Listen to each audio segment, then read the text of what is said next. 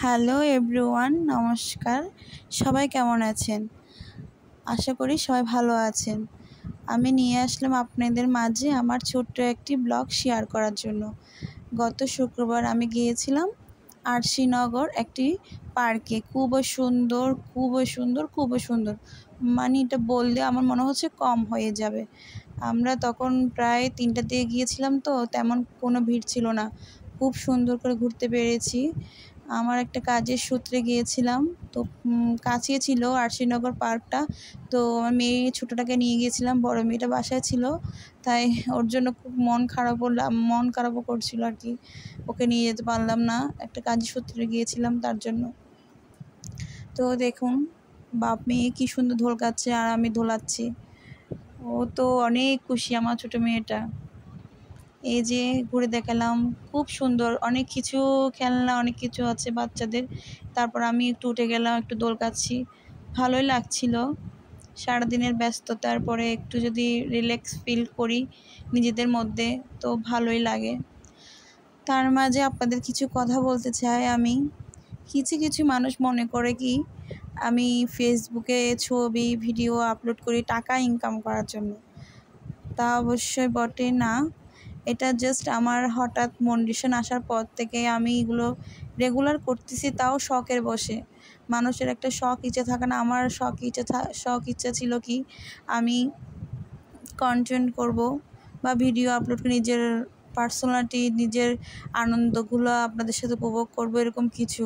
বা টাকা কামানো আমার কোনো ইচ্ছাই নাই, বুঝছেন? আপনারা কিছু মানুষ মনে করেন যে আমি টাকা কামানোর জন্য মানে একেবারে উঠে পড়ে লেগেছি ফেসবুকের মধ্যে। তো ওটা আপনাদের একদম ভুল ধারণা। টাকা আহামরি কামানোর জন্য আমার কোনো প্রয়োজন নেই। ভগবানের আশীর্বাদে আমার হাজব্যান্ডের যা আছে তা দিয়ে আমি সন্তুষ্ট, আমার প্রয়োজন নেই। এটা জাস্ট একটা আমার শখ। আর এগুলা করতে আমাকে কখনো আমার হাজব্যান্ড মানাও করে না। প্লাস আমার শাশুড়ি, আমার দেবর, আমার ননদরা, আমার মানে ফ্যামিলির কেউ আমাকে এসব নিয়ে কখনো নিষেধ করেনি আর করবে না, কারণ ওরা দেখতেছে যে আমি কোনো খারাপ দিকে কিছুই করতেছি না। তো এটা জাস্ট আমার শখের, তাই আপনারা অযথা আমাকে নিয়ে কথা না বললে খুশি হব। তারপর দেখুন, এই যে পার্কটা ঘুরে তো দেখলেন, খুবই সুন্দর না? এরপর আর কি একটু বসলাম, আমার বড় মেয়েটার সাথে একটু ভিডিও কলে কথা বলছি। খুবই কষ্ট লাগছিল তার জন্য। আমরা ঘুরছি কিন্তু সে বাসায়, খুবই খারাপ লাগছিল। তারপর আমার ছোটো মেয়েটা একটু দোলদোলনি খাচ্ছে, ও তো ওখান থেকে নামতে চাচ্ছে না। এতটাই ও মজা পাইছে যে ওখান থেকে নামবেই না।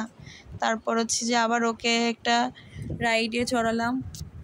ওখানে প্রথমেই ভয় পাইছিল, এরপর আবার হচ্ছে মজা পাইছে, হাসতেছিল। প্রথম দিক দিয়ে একটু ভয় পাইছিল।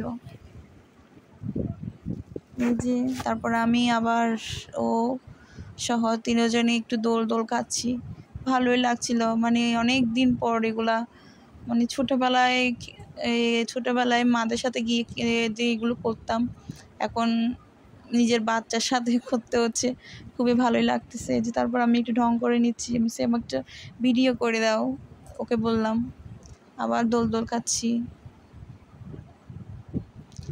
তো অযথা মানুষকে নিয়ে সমালোচনা না করে নিজে কিছু করুন, চেষ্টা করুন, নিজের শৌখিনতা, নিজের ইচ্ছাগুলোকে প্রাধান্য দিন। নমস্কার।